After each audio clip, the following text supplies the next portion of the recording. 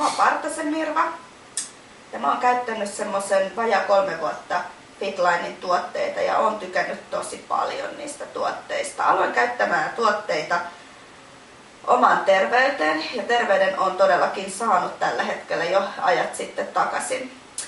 Mutta sairauden myötä mä sain myös lisäkiloja aika reippaasti, mitkä yllätys yllätys on jäänyt tähän vatsan seudulle. Ja ne on alkanut nyt pikkuhiljalleen mua ärsyttämään ja varsinkin se, että vaatteissa on joutunut alkaa käyttämään aika isoja kokoja ja välillä jopa on tullut semmoinen tunne, että käytän vähän niin kuin lainapeitteitä, vuokrapeitteitä päällä. Nyt mulla tuli mahdollisuus sitten päästä kokeilemaan Fitlinella uusia XXS Plus kapseleita ja mitä niillä on vaikutusta mun vartaloon ja mun painoon.